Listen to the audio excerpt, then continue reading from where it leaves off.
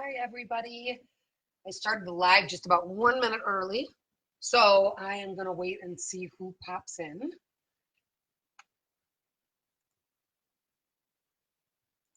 If anybody's out there, you can go ahead and let me know that you're there by saying hello and maybe where you're from, what state you're from, if you're from in the U.S., or if you're from outside the U.S., even your country would be helpful to know.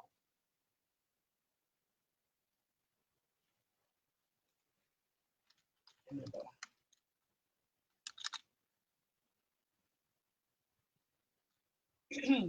All right, we've got a couple people on. I'm just going to give it a few more seconds for those of you that are watching. My name is Jessie Haas. I am the National Director of the Therapy Animal Program at Pet Partners. I'm really excited to be here today talking with all of you about who Pet Partners is and how you can join us as a volunteer.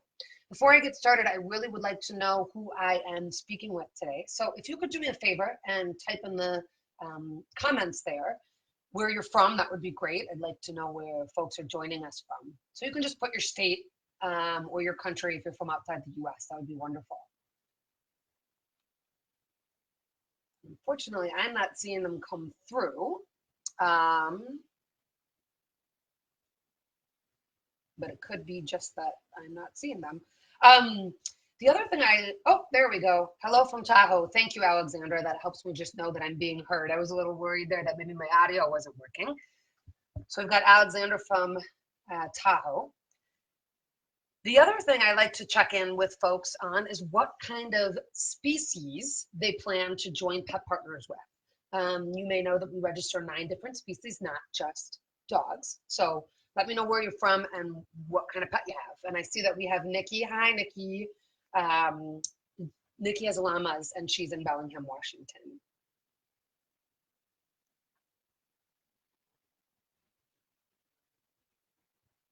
Hey, Cassie from Reno.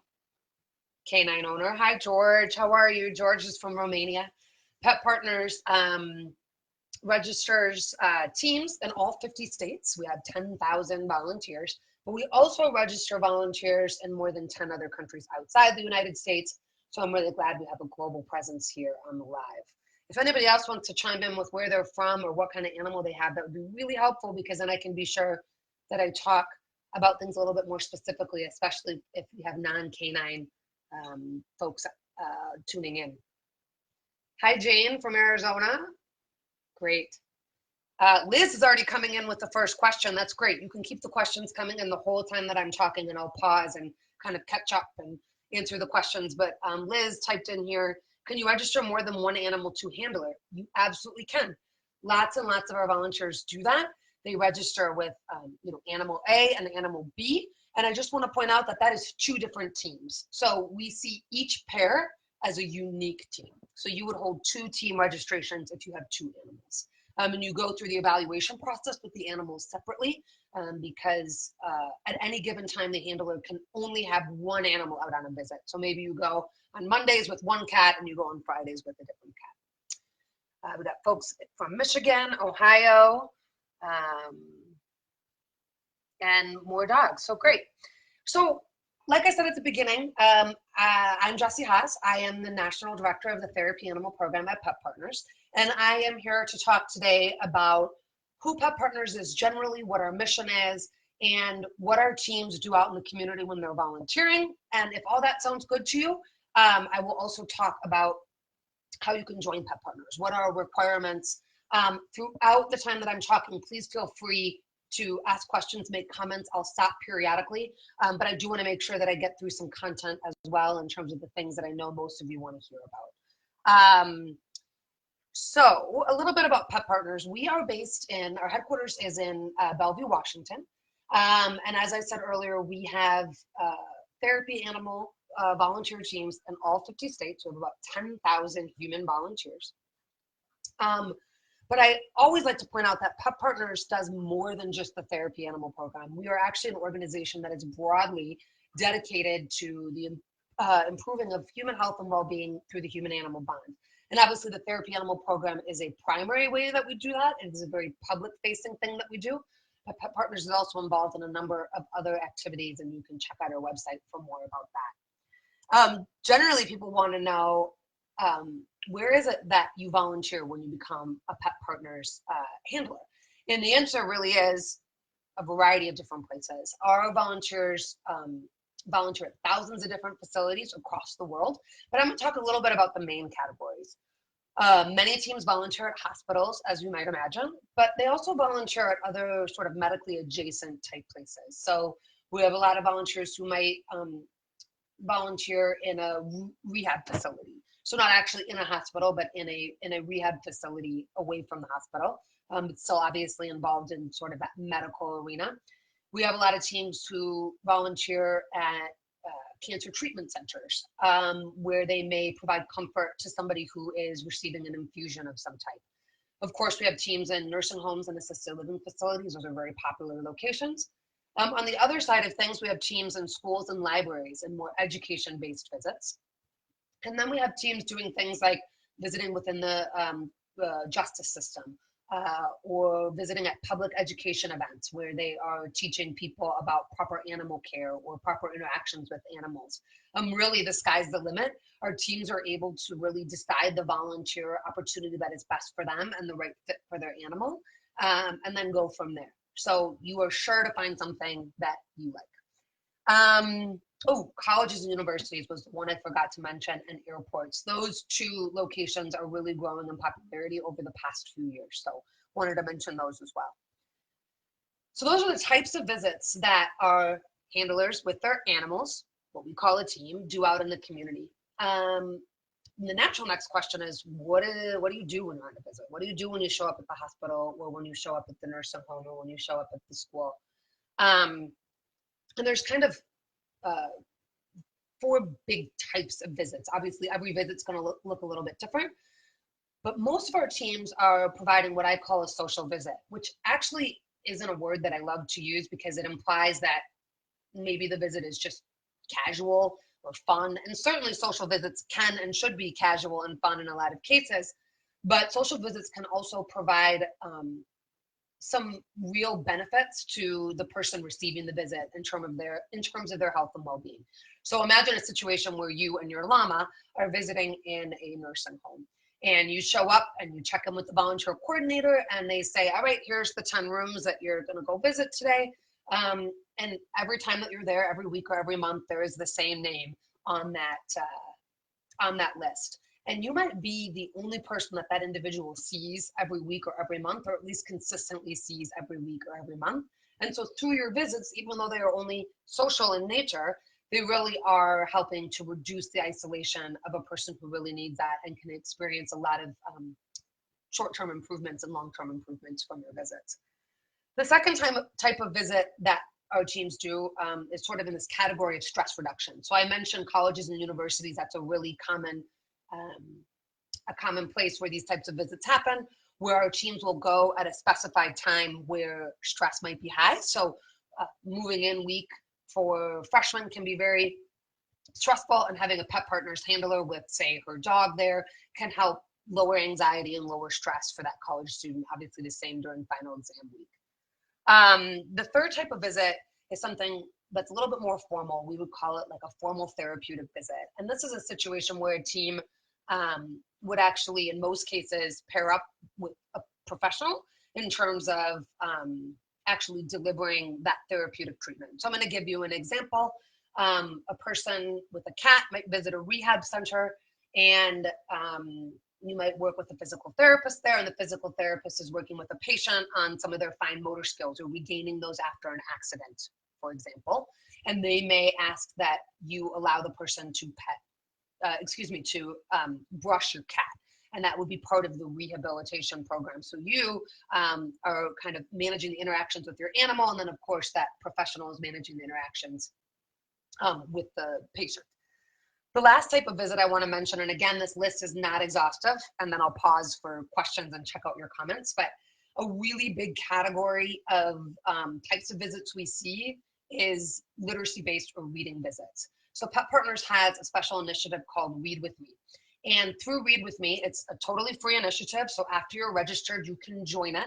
And it provides a lot of education, tips, and tricks to help you have more successful visits where you are assisting children or learners with their reading programs. And so you'll see these often in libraries where a person with their animal will go kind of set up shop in a spare room, get comfy, and children will come in and read stories to their animal, because obviously a dog, for example, or a bunny or a guinea pig, you see lots of those animals in reading visits, are a lot less judgmental, and also are just a great external motivator for children and learners to read to. That special initiative has about 5,000 teams enrolled in it. So that's why I say it's a really common type of visit. So I'm going to pause and take a look at comments and see if there's any questions that have come up, and then I'll keep going. So I see, yeah, we've got people from Michigan, Chicago. Thanks for chiming in about where you're from. Oh, Nikki, I didn't know you had llamas and a horse and a dog. I always just knew you as the llama person. Thanks for joining us, giving us a little bit of species diversity.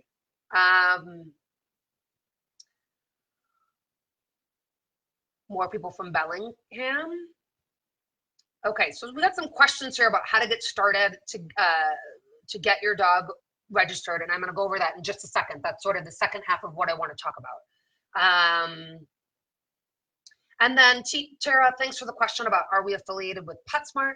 Yes, we are affiliated with PetSmart in the sense that we have given them some feedback on how they might want to handle some of the courses, but by no means do any teams have to go to PetSmart or have to take that course. We certainly encourage you to consider it among many options, but it's not required. Just scrolling through.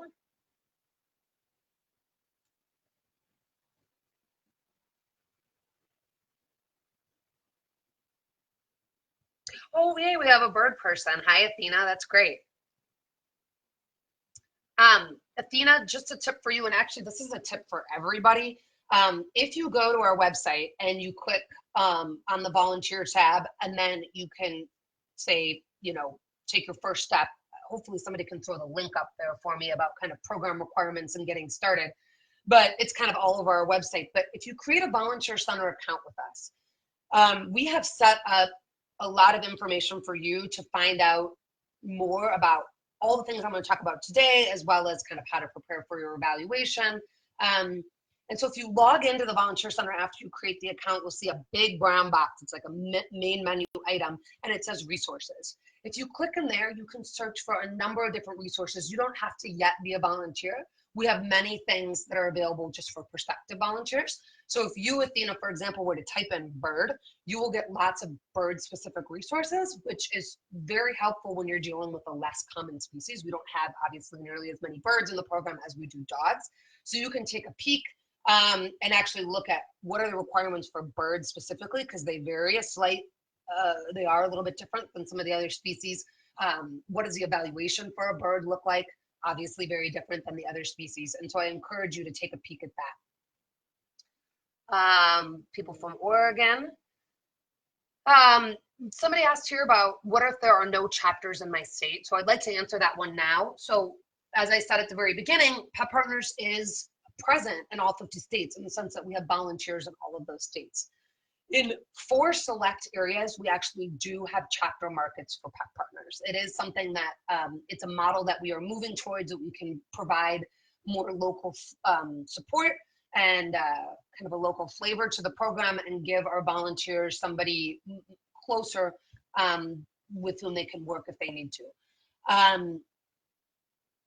In some places where we don't have chapters, we also have what's called a community partner, a Pet Partners community partner, and that is sort of a local group that is affiliated with us. It's made up of Pet Partners teams, and while they may not be as robust as a chapter in the sense that our chapter markets have actual staff there, in many cases, community partners can provide a wonderful place to sort of connect with other volunteers in your area.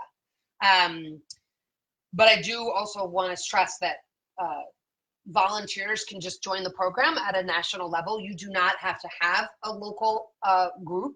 And even if you did and you just don't feel like joining it and you kind of want to volunteer on your own, that is totally okay too. And I'll get to this a little bit more in a moment, but our volunteers actually set up their own visits with facilities. We do provide some resources to help you do that. For example, in our volunteer center, which I just mentioned earlier, after you log in, you can do a zip code search to find out what volunteer opportunities are in your area, meaning facilities. And when I say facilities, I mean schools, libraries, nursing homes, hospitals, all of those things I mentioned earlier. They will often post volunteer opportunities on our website. You can come in and type in your zip code and then reach out directly to those folks. But I will tell you, even if there's a place you would like to go to and they're not in our directory, as an individual, again, without a chapter, without a group in your state, you can go to the facility and say, I am a registered therapy animal volunteer. To have a therapy animal program I can join. And even when they don't, they're often ecstatic to be approached. We have a lot more demand out there than we even have teams. So you don't need to have a local structure to make the volunteerism happen. It's more of like a really nice benefit, but certainly not a requirement. So Melanie, that was a really long-winded answer. I'm sorry to your question. Got some people from Jacksonville. That's great. Jacksonville is an area where we have a very active community partner. Teresa, I'm not sure if you're aware of them, but they're called Pet Partners Jax.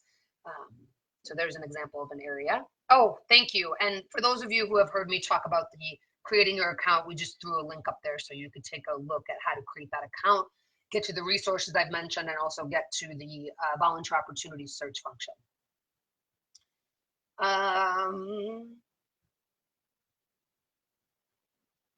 Just making sure I haven't missed anything that's pertinent at this point in time. So age requirement to volunteer, I'm going to go over that in just a minute when I get to requirements, but ultimately it's that, yes, we do allow minors to visit, if that's kind of what you're getting at. I'm assuming there's certainly no upper age limit, but depending on how old they are, they may have to be accompanied by an adult or not. So it really depends on how old the minor is, and then there's different requirements for that. If a Pet Partners person who's listening in could throw up the program requirements page, that might be really helpful, because some of that is, oh, thank you, somebody already did. So if you're interested in age requirements, if you scroll down, there was a comment shared by one of my colleagues about age requirements. All right, I am going to move on real quick and just give about 5 more minutes of talking about some of these requirements, and then I am going to hang around as long as people have questions. I'm happy to do so. So eligibility requirements, we already talked about age. That's certainly related to humans, of course, but we also have age requirements for animals. So we look for animals to be 1 year of age, at least, with the exception of pocket pets. So rabbits and guinea pigs and rats can be younger. But I really want to point out that the animal must have lived with you for at least 6 months. So it's possible that you adopt a dog that's 3 years old. So they meet the age requirement very easily, but they have to have lived with you still for 6 months. So you have to kind of meet both of those requirements, just to be clear. Animals need to be reliably house trained, of course, and you can imagine why. Animals must be leashed at all times when they are visiting with Pet Partners. So when you're thinking about, is this the right fit for me and my animal, you want to make sure that you are getting lots of leash training in, a lot of comfort on the leash. Animals in the Pet Partners program cannot be fed raw protein. And the animals cannot have any history of aggression towards people or towards other animals. So those are sort of the basic kind of logistical eligibility. But of course, people want to know, but what makes for kind of a good therapy animal? And the trait I always lead with is that the animal needs to not merely tolerate interactions, but needs to enjoy interactions with people. And specifically, we should be thinking about, do they enjoy interactions with a wide variety of people, including individuals who may be strange to them? So I used to have a dog, unfortunately passed away about a year ago, that once I took this job at Pet Partners, people always said to me, oh, he must be a therapy dog. He is so sweet. He is really interactive. But he actually was only interactive once he had seen you 2 or 3 times. He wasn't necessarily enjoying interactions. He tolerated them, but he wasn't enjoying interactions with people until he got to know them. So in that case, I made the call that it just wasn't the right fit for him. So you really want to think about, are those interactions enjoyable to your animal? And is it with a wide variety of people who may be strange to the animal? This doesn't mean that even the most sociable, well-adjusted animals who absolutely love all people, that they may not sometimes be stressed by certain interactions. That absolutely happens, and that's okay, but you're looking for sort of that consistent enjoyment of interactions.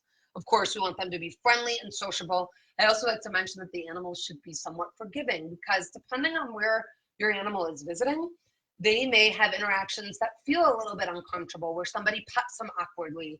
And so I always think of the animal being a little bit forgiving, or maybe a better way to put it is kind of able to bounce back after receiving an interaction that maybe isn't their favorite.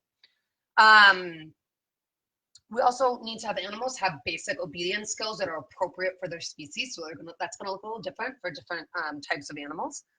And that's all I'll say on the animal. And then I'm gonna pause and look for questions, because usually there's a lot of comments about this kind of eligibility. Not exactly related, but Tara Marie has a question here about any special programs for volunteers that are veterans. I do want to point out that we have an actual course related to volunteering with your veterans, volunteering with veterans, excuse me, because so many teams do that. We don't have an actual program like we do Lead With Me, but we do have some relationships with various veterans facilities, and again, that coursework that helps handlers navigate what those visits might look like with veterans. So it's something we've definitely looked into, gotten a lot of expert feedback on to handle those visits, so it's really important to us. Which actually brings me to the next thing I wanted to talk about. So that's eligibility and sort of suitability of the animal. But Pet Partners is really unique when it comes to therapy animal registries, because we place just as much emphasis on the handler and whether or not they are appropriate for this volunteerism and whether or not they are prepared for it. So, like I said, we have coursework for people who want to visit with veterans, and that's sort of an optional specialized course. But we do have all of our handlers go through either our online therapy handler course or our in-person, sorry, did I say online or in-person, excuse me, therapy animal handler training course. So everybody has to do one or the other, and I'll talk a little bit more about those in a second. But what that course does is really focus on how you as a handler can navigate these visits in order to make them as safe and as effective as possible. Because you can have the best dog or the best cat or the best llama or alpaca, but if you don't know how to facilitate the interactions between your animal and the human receiving the visit, it just won't be as effective, or at worst, it won't be as safe. So we are looking for handlers who are able to present professionally, and by that I don't mean formally. In fact, many of our handlers and the environments they visit in can be relatively casual, but we're looking for somebody who has a professional communication style, somebody who is willing to, again, just like the animal, interact with strangers, sometimes navigate occasionally awkward situations, somebody who's really willing to follow rules, not only our rules as an organization, but also the rules of the facility where you're visiting. So that, for example, is things like obviously patient confidentiality and privacy, and our course walks you through a lot of that. The other thing that we look for in handlers is for them to be the animal's best advocate. We are looking for handlers who are willing to get to know their animal on a whole new level, and be able to facilitate those interactions, not only thinking of how the client can best receive it, but also thinking about how is your animal receiving this interaction? Are they comfortable? Are they stressed? How can I be there for them? And one of the best ways handlers can, of course, advocate is by actually communicating about what their animal likes and doesn't like. So handlers will be trained on really kind professional ways to say, you know what, the cat really doesn't like being pet there, but he really likes being pet here. Can we do that? Or my dog really doesn't like being overly crowded. Could we pet him one at a time? So we train handlers to really think through that as well. I feel like there was one other thing I wanted to say, and it's escaping me at the moment, about handler skills and being your animal's best advocate. I might think of it. Certainly handlers who are existing handlers and on the live and tuning in, absolutely feel free to chime in about how you advocate for your animal, because everybody has a different way to do it, but it's such an important part of our visiting.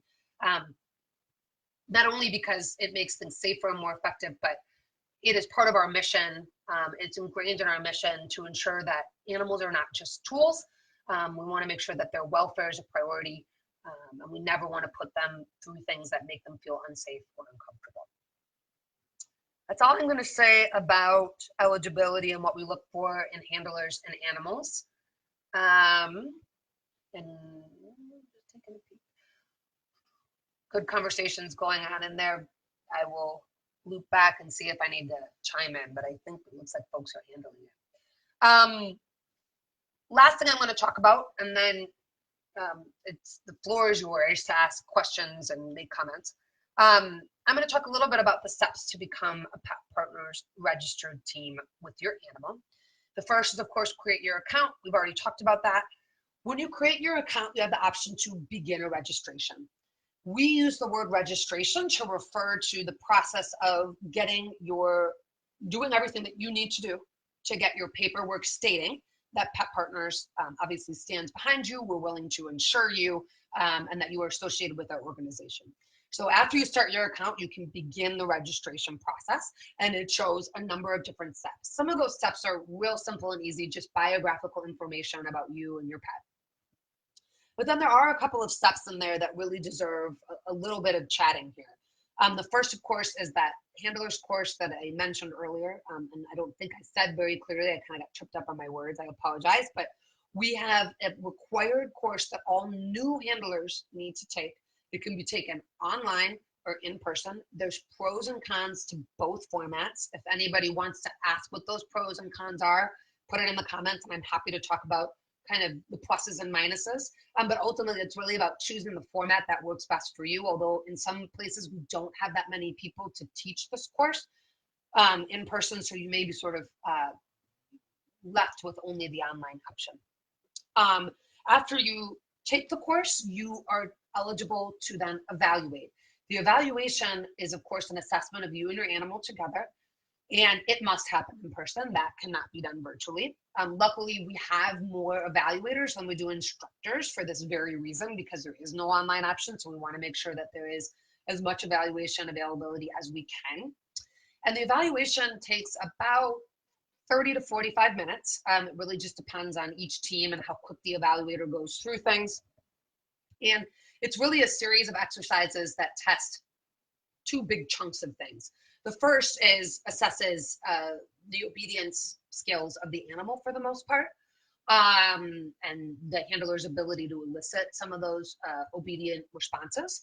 I want to be really clear that in the obedience exercises, we are not looking for like obedience trial level stuff here.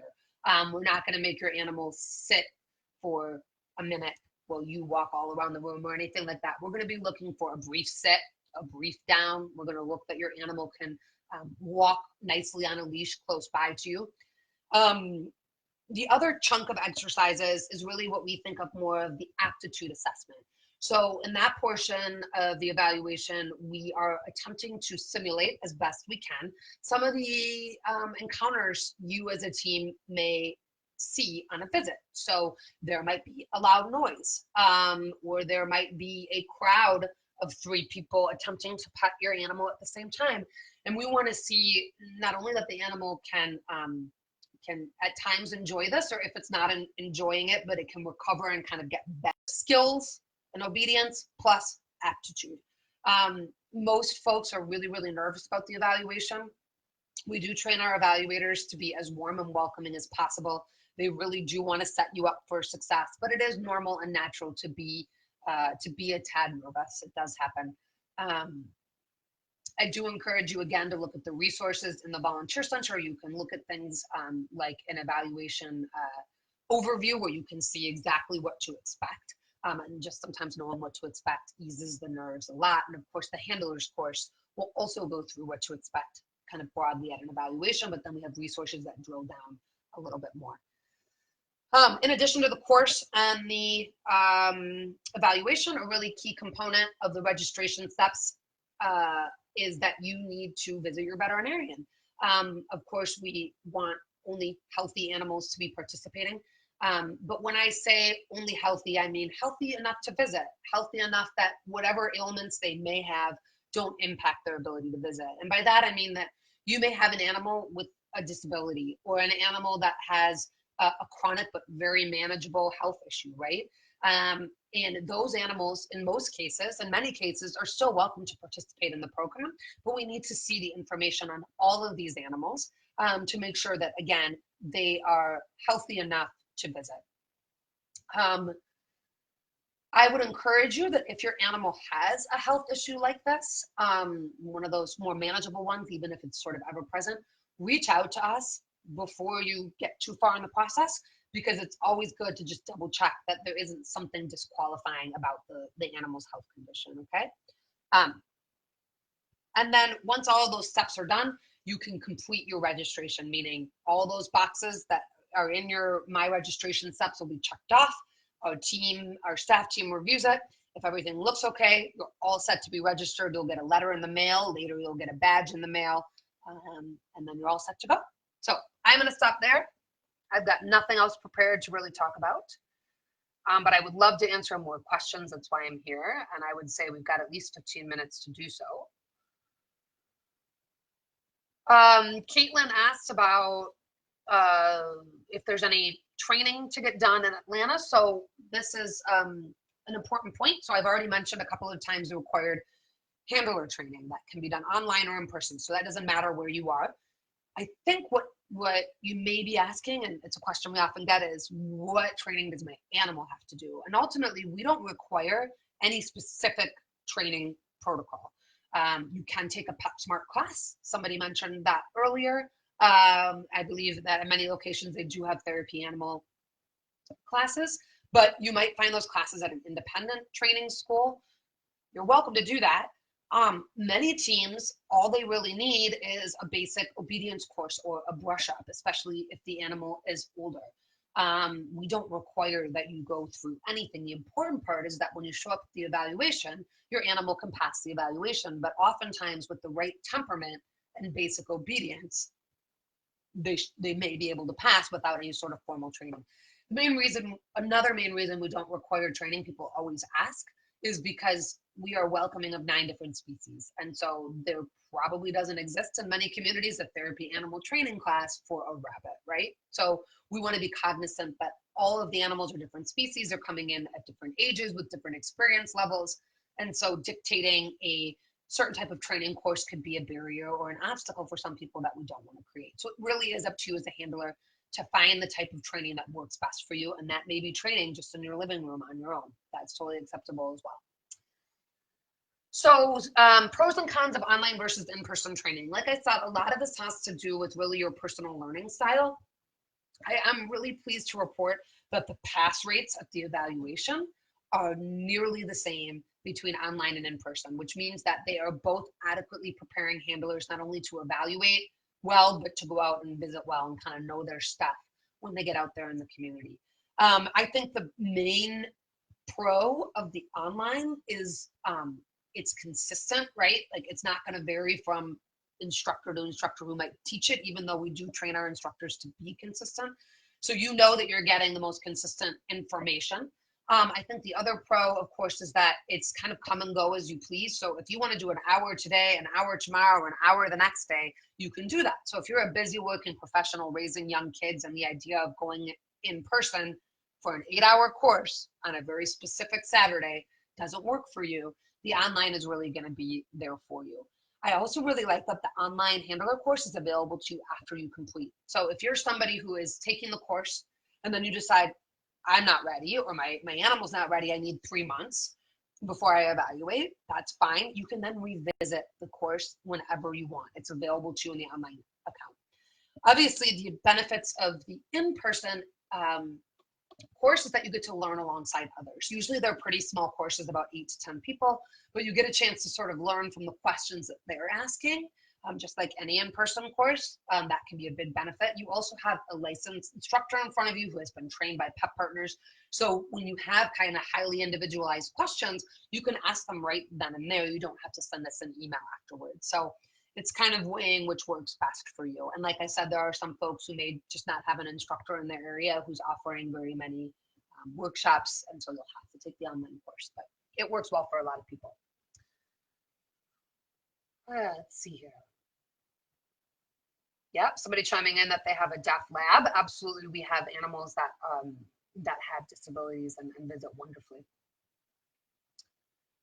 So somebody asked here about whether or not they can start the registration process even though their animal doesn't meet the age requirements. Yes, you can start the registration process now. You simply cannot register until the animal is a year old. But if you want to take the course now, absolutely.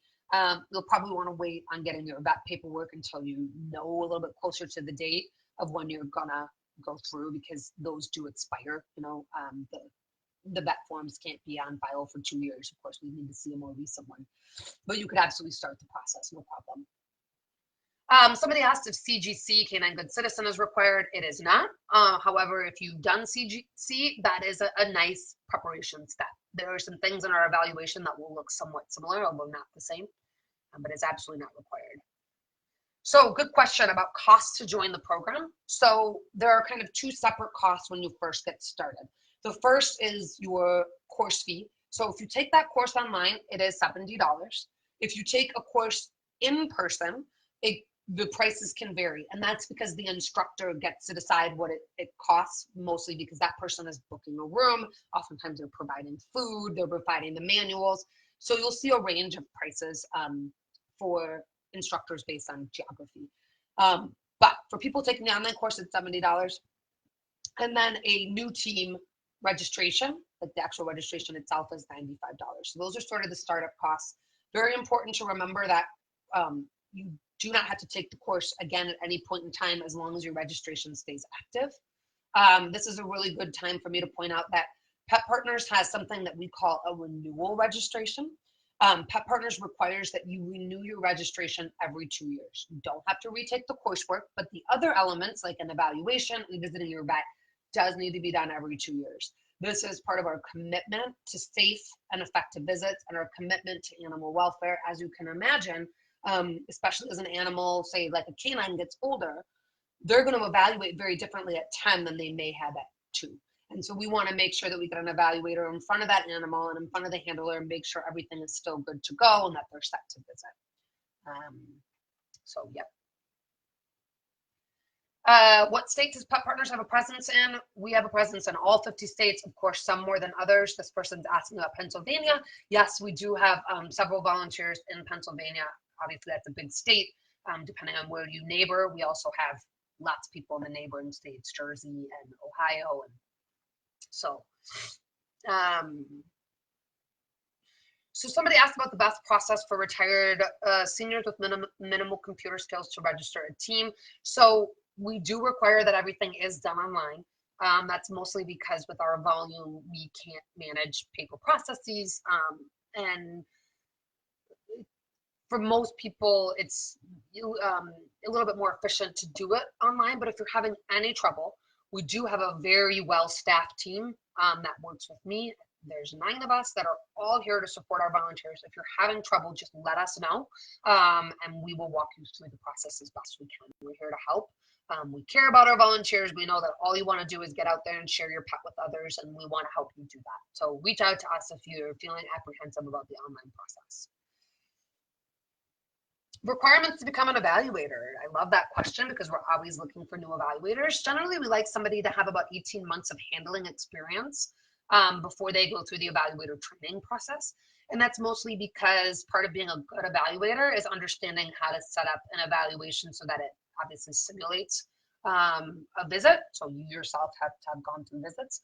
Additionally, at the end of each evaluation, our evaluators are engage with the handlers, and for those that pass, they talk about sort of, here's what I saw, here's what kind of environment might be a good fit for you. And again, if you haven't visited much yourself, you aren't as well positioned to do that. Beyond that, what we're really looking for is people who have good, strong professional communication skills. So we usually look at how do you interact with our staff. If that's been positive, you're good to go. We're looking for people, again, who can be warm and welcoming, who see this as an opportunity to give everybody a shot, a fair shake at doing this. You do not have to be a dog trainer or an animal trainer. None of that is required. We will train you on how to do it, as long as you come with the necessary handling skills. Is there an annual fee? Good question. So there's not an annual fee, but there is a fee for renewing every 2 years, and that is slightly lower. It's $50. So at that point, as I said, 70 and 95 at the outset for the course and the registration, but then when you go to renew, it's $50. There are some discounts out there for seniors, veterans, people registering with more than one animal. There's also some discounts there as well. If somebody could post the fee page, which that would be awesome. We actually have a fee that breaks down everything. How long does the online course take? It really depends on how long it takes you to absorb the information. I would say for most people, probably 4 or 5 hours, including kind of some breaks in there as well. It's faster than the in-person course, mostly because, of course, there's not other people in the room, so you can really go at your own pace.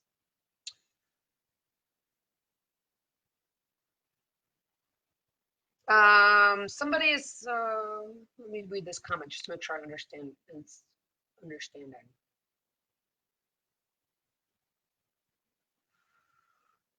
Okay. I'm seeing a comment here about an experience back in 2010 where it sounds like treats were allowed during evaluations, and that's not supposed to be the case and lax rules. I'm really sorry to hear that. We definitely don't want that. Our evaluator training process really attempts to get everybody on the same page with sort of what are the basic requirements, and that all the evaluators are doing the same thing and asking the same thing of teams. So I'm really sorry you had that experience. I hope that you're willing to give us another shot. I'm really proud of the evaluators we have out there. Most of them doing everything right, or most things right, and when they're making a mistake, it's, you know, it's human. They're volunteers too, so that does sometimes happen.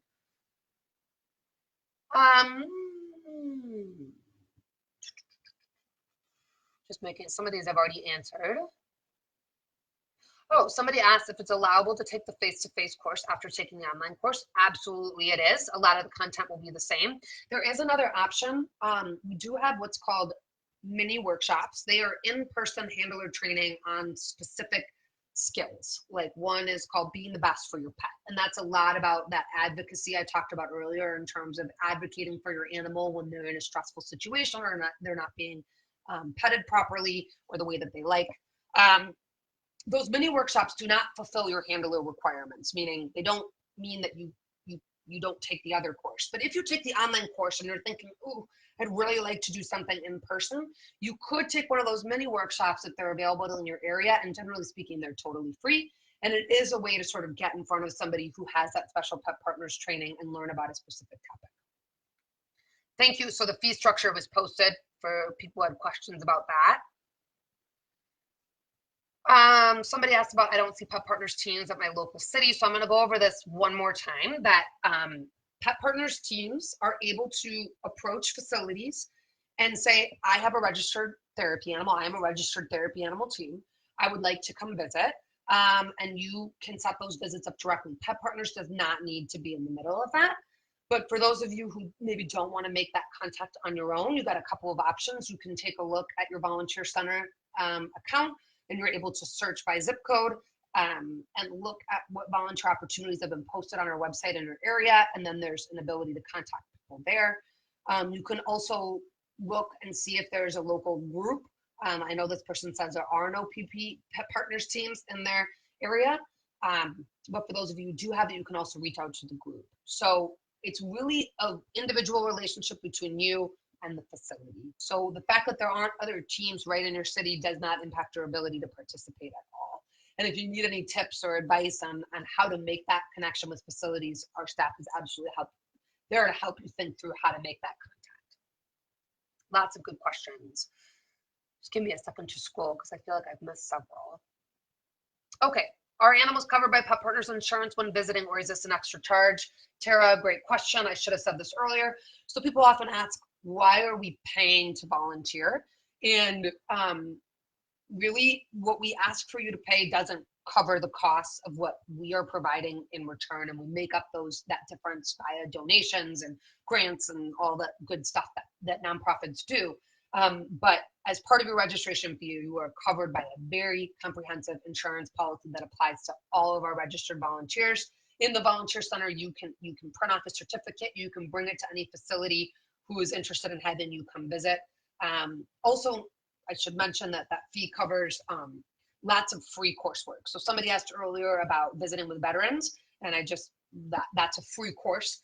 We make certain courses free as sort of a benefit of membership, knowing that you are paying $50 every 2 years. We want to make sure that that's a good investment for you. So insurance and coursework and our staff support is sort of how we make those fees worth it to you.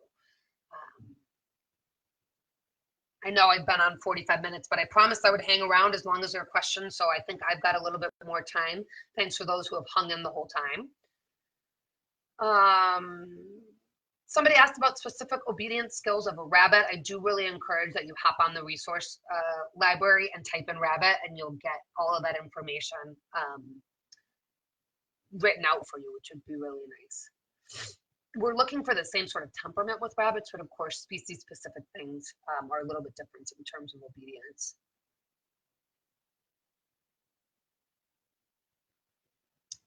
All right, question here about vaccination. So we do require rabies. Beyond that, we don't have any requirements as a program, but the facilities you visit may have requirements about vaccines. So you would need to determine with the facility what those requirements are and then decide if you want to meet them. I will say too that some facilities, as you can imagine, also have vaccination requirements for humans, which is not something we dictate as part of our registration, but you may encounter it when you're working with a facility.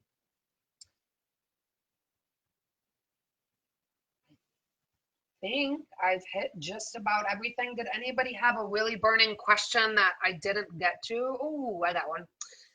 Can you tell me what sets Pet Partners apart from other therapy animal organizations such as TDI, Alliance of Therapy Dogs, Love on a Leash? So I'm of course aware of all of those programs and registries, but I don't necessarily know every single detail about them. I will say that when I talk to handlers who have switched from those registries or those organizations to ours, many of them mention the rigor and that it makes them feel safer to be part of a program that sort of has the gold standard when it comes to safety and effectiveness. And that goes back to a number of the things I've already talked about, which is that we don't just look at the animal, we're looking at that handler. And if you join our program or join any program, you will realize just how important that handler is. And many other organizations put very little emphasis on that. I do believe that our evaluation is very rigorous. And again, for many teams, it feels good to know that that evaluation wasn't easy. I had to prepare for it. I had to make sure it was the right fit. I made it through, and now I feel like I can be a safe team going out and visiting with all sorts of people in my community. So I really think it's the education and the rigor that sets us apart and gives teams that confidence that they need. And I think a lot of facilities see that too. I do hear from facilities. I just had one in my hometown. I'm based in the Twin Cities area working for Pet Partners, who contacted us and said, we want all of our teams to transfer over. We've had some Pet Partners teams who have just been so much more prepared for this work that we would like all of our volunteers to switch over to your program. How can we make that happen? Which is really nice to hear. Somebody asked about locations in Kansas. We have a really strong community partner in the Kansas City area for sure. I'd have to look and peek where else in Kansas we have a strong concentration, but definitely in Kansas City. What else am I seeing? Thanks for chiming in, Tara. That once you're in with Pet Partners, it can be a lot of legwork up front to make sure that it's right fit and that you're prepared, but it can be worth it in the end. Tara also made some other comments here about how to get set up with facilities. Kristen, good point. There are going to be some hospitals or facilities that require a certain therapy animal registry. So they may say, you know, we work with TDI, you have to be TDI. There's certainly that possibility, and it sounds like maybe you run into that. TDI stands for Therapy Dogs International. And there are some facilities that say only pet partners, but in our experience, the vast majority of facilities are looking for you to be registered with one of the known entities. So most of you won't run into a problem where you will be denied for being a pet partner. Although if there is a facility that you are absolutely, I gotta visit here, this is the only place I want to visit, it can't hurt to call them ahead of time and say, I want to make sure pet partners is recognized.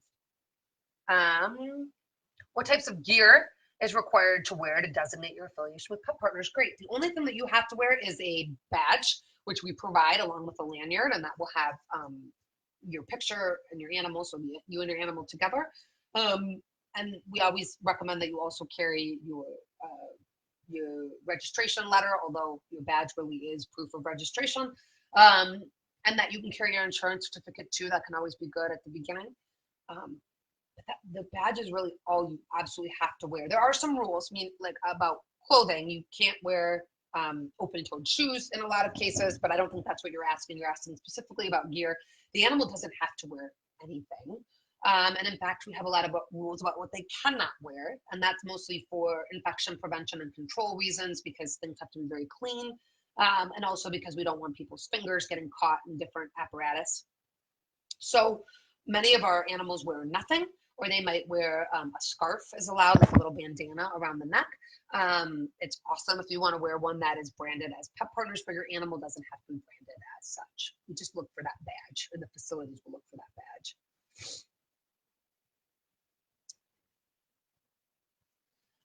Question here about any specific pet therapy rescue site. I'm not 100% sure what that means, but I will take this as an opportunity to say that Pet Partners welcomes and loves our therapy animals who are rescues. It makes up a very high percentage of the teams registered with us. So there is no need to have a purebred anything.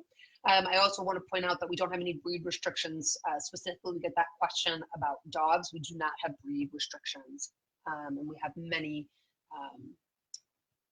breeds that you may think of as being restricted as wonderful, long-serving therapy dogs. So I'm not sure if I'm getting at your question about rescue sites. Yes, Gracie, therapy rabbits do have to be potty trained. Yep. I think I've gone through everything, and I hope I haven't missed anything, but I am going to go ahead and hop off this live. If you have any questions that I didn't get to, I sincerely apologize. If you go to our website, at the bottom of every single page is a Contact Us button that you can click. If you submit your question there, somebody on our team will get to you. So don't hesitate to reach out. And I want to thank you so much for your time and being so engaged and asking so many questions, because your questions really kept me on track in terms of making sure that I get you all the good information. So I really, really appreciate it. I hope everybody has a lovely rest of your Wednesday. Take care. Bye-bye.